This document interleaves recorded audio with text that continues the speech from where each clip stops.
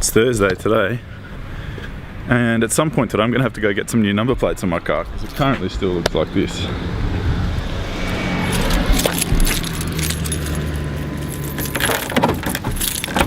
Thug life.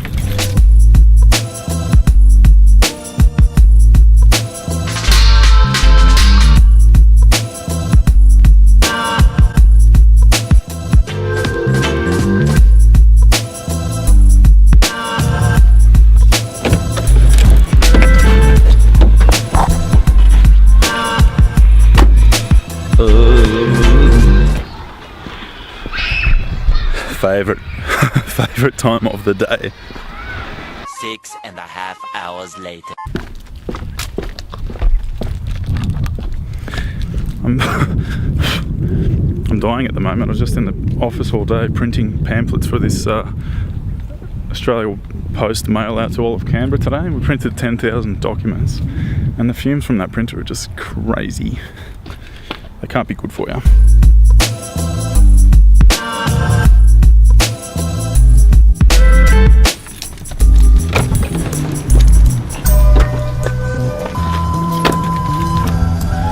Heading into the RTA to get these new bloody number plates for my car. Time out of my day I could have spent doing something more productive, but this is the life we live. Gotta do what you gotta do sometimes.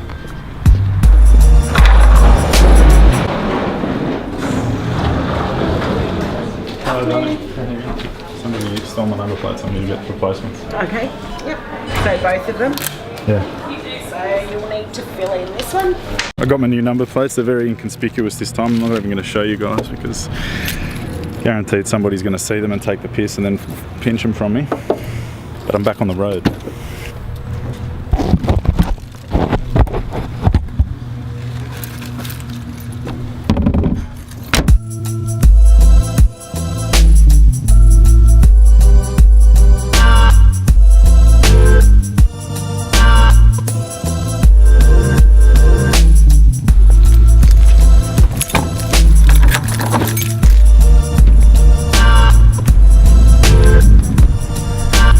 Just come out to Mawson. I've got a meeting here to secure a commercial kitchen for this business that is launching next week. We did have it secured, but we got to get a renegotiation of the terms because we need some different hours and things like that. So hopefully it all works out well.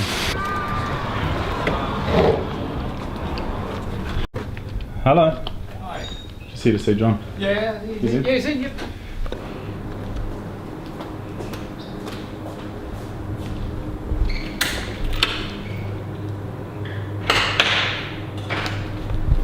So this is the kitchen.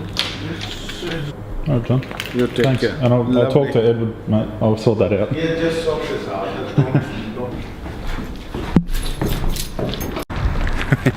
We're in business. Now just pray for me that I didn't get another parking ticket.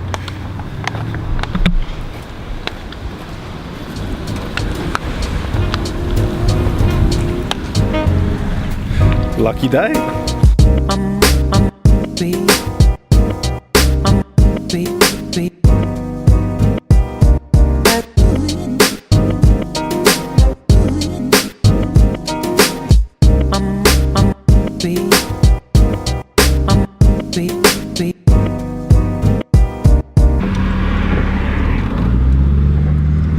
Just going to catch up with Tina for a coffee and a cheese, as she says.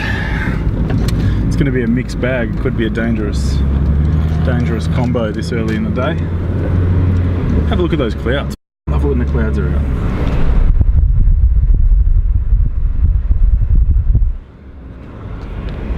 It's like a painting.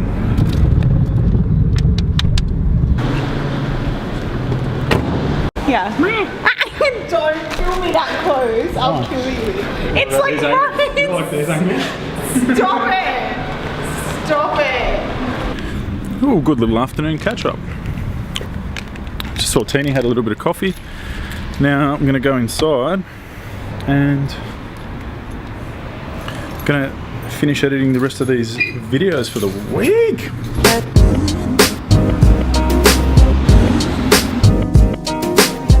I know why.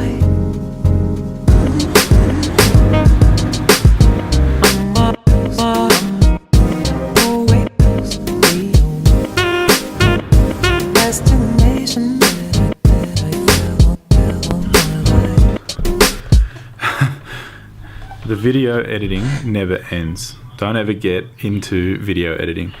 It is 10:40 at night. I've got work at 5 a.m. and I've been editing this cooking video for the last 3 days. I've managed to cut it down from 37 minutes to 17 minutes, which is still pretty long, which means I need practice. Like, I need practice filming and getting better clips to make things shorter, because otherwise I feel like, you know, while it's interesting to me because I made it, it's going to be fucking boring for other people to watch unless they're really passionate about learning something about food. We'll see. What the fuck is with this bullshit?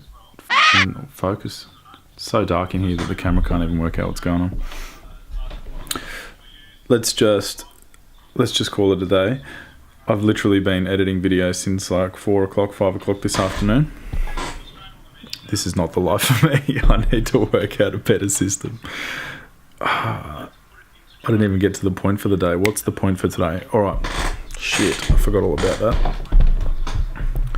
Alright, today, let's talk about...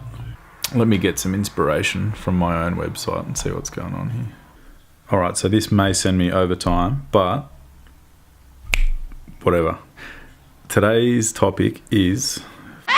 Let me just take this cap off so that we get some better light. Oh, there we go. Whoa! So much brighter without that cap on. That's gangster. Alright. I look like a really handsome... This stand is crazy. I look like a strapping young lad in this light. It's fantastic. Bloody. Alright. This is what we're going to talk about today. It is the process, and it's an article that I wrote on my website, foodculture.com. The process of how to become a lion.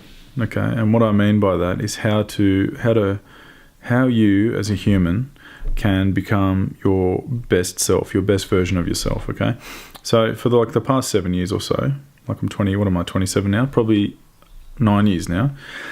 I've been studying a lot of self-help stuff. Like that's my primary focus, is just bettering myself every day, doing something today better than I did yesterday, so that I can give more to the world, be a better person, be a better, brother, be a better son, be a better, partner in a relationship, whatever it is. And I've spent a lot of my time listening to various podcasts relating to business, psychology, philosophy, spiritual transcendence, all these things that assist you in personally manufacturing resilience. Okay, now resilience seems to be like a bit of an underlying theme to most conversations, and it's rarely discussed as the primary focus of a conversation, but it's one of the most important things. Okay, apart from just having open communication in a relationship, being resilient is crucial to your development, just having that emotional resilience. Okay, now in my article many years ago, probably 2 years ago since I wrote these articles, I've referred to resilience as our emotional Trojan horse. Okay, it's the secret, it's the ace up the sleeve, it's the thing that's going to save us when we're hitting tough times. Okay, if you have resilience up your sleeve, you're guaranteeing that no matter the circumstance, you're going to be strong enough to pull through, no matter what. Whether it's a relationship breakup, whether it's a family member dying, whether it's, you had a fight with your brother, you had a fight with your auntie, it doesn't matter. If you've got resilience and emotional intelligence to deal with situations, you're always going to end up on top no matter the situation. You're going to come out on top. Any sort of conflict, regardless of what it is going to help build your character, whether you think so at the time or not. It's going to help build your character, and it's going to help, build a stronger foundation for your future development. Okay, having that ability to awaken your resilience and your internal strength. One of the big points that I covered in my article is that resilience is taught to children, and if a kid's bullied at school, parents say sticks and stones, blah blah blah. And they palm it off. So you're taught a little lesson when you're a kid, but then what happens when you're an adult and you've got no idea how to defend yourself from things, or you haven't grown emotionally to be able to cope with certain situations? Who are you going to get advice from? You can go and pay upwards of hundreds of dollars to go and see somebody, why not educate yourself to deal with situations, save yourself the cash, and, you know, sometimes get better advice, because you're going to be able to know, you know better than anyone else what's going on in your head, okay? You might not think so, but with a little bit of education and a bit of self-awareness, you're going to be able to solve your problems better than anybody else is going to be able to solve your problems for you. my card just filled up, so this is a second card. But going back to what I was saying, so they teach resilience to kids when they're young, but they don't teach adults how to deal with negativity or bad situations, bad relationships. And so resilience isn't something that you practice regularly throughout adulthood, unless, you know, you're self-aware, self-actualized, and you understand what needs to be done in order to, you know, to push through certain boundaries. Now, as an adult, what some people face, and this is, you know, from what I see, you know, looking through a lens at society and through people that I know and, you know, people that have worked for me, but there are a lot of, you know, adults, fully grown adults out there with a lot of chinks in their armour. Now, what I'm saying is they've suffered, you know, emotional abuse or, you know, relationship breakups. They've had, you know, falling out with their friends. They don't talk to their mum anymore. There's all these little things that happen throughout their life that I would call a chink in their emotional armour. Okay, so when you're younger, you might be a little bit tough. You haven't really suffered that much loss. But over time, slowly, your armour wears down. Okay, and if you don't have the correct intelligence or the skills or the tools or the resources to cover those chinks, you're going to get, you know, possibly penetrated in the future with something that you're not going to like, you're not going to be able to deal with. And this is where so many, you know, adults withdraw from society and they're not able to cope with day-to-day life, and they resort to drugs and, you know, violence, alcohol to try and numb all of these feelings and things like that. So, as an adult, practicing emotional resilience means taking on the role of an emotional blacksmith, okay? Somebody who's going to be able to repair the chinks in the armour. Now, it's an easily learned skill. There's a few books that you can read. You know, Emotional Intelligence I mentioned yesterday, The Art of Self-Mastery. There's so many, you know, small books that you can get from the self-help section that are really going to change. They're going to change your outlook on life, as long as you practice the small principles that you know, these authors with a wealth of knowledge have acquired over time. And it's about, you know, like I said, filling the chinks or filling the voids in your life using materials that you're gathering through, you know, past experience or new experiences as well. Now, one of the most important things to ask yourself if you're in a situation like this is, what do I as a human have control over?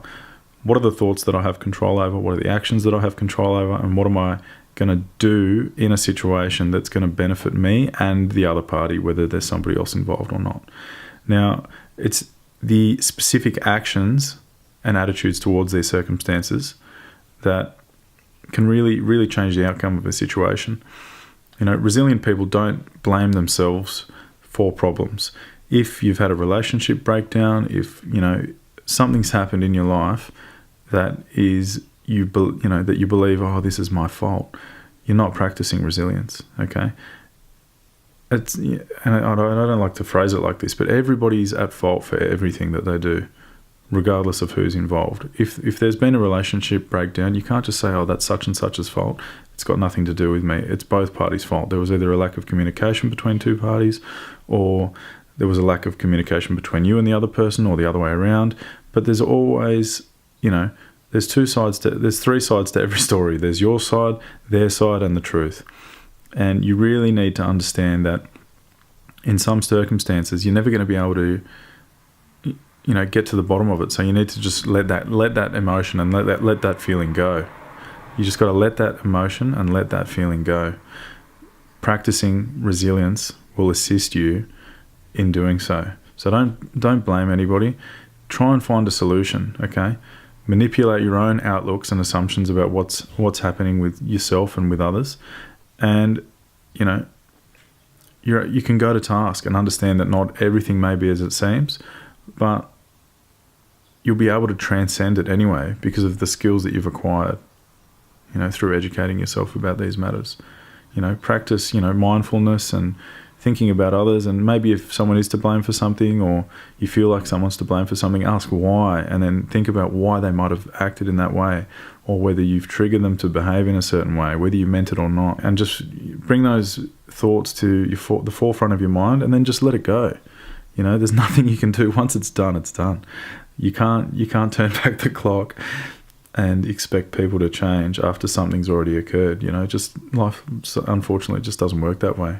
You know, you got to move on. There's so many more opportunities out there to be had, and you need to take advantage of those, because the future is always more exciting than the past. I guarantee you. Another thing to consider is the attitudes that you bring towards relationships and encounters. Are you bringing the right attitude to every relationship and every encounter that you have? You need to make sure that no matter the situation, if you're having an off day, still practice resilience. Practice bringing a great attitude towards every situation. That way, that negativity doesn't impact anyone else's life, and it doesn't go on to them. That energy doesn't go on to them, and they can still go about their day not feeling drained because they've had to deal with a sourpuss for half the day. You know, it's really important. I'm not saying shut the feeling out. You can let the feeling come through you if you're feeling sad, but just practice resilience, feeling strong about the situation, feeling that, you know, even though you may be suffering a loss, you may be suffering grief, you may be suffering anxiety, just feel it, let it come to you, and still bring your best to the table, because that will always yield better results than just being a sourpuss all the time at home. I guarantee it.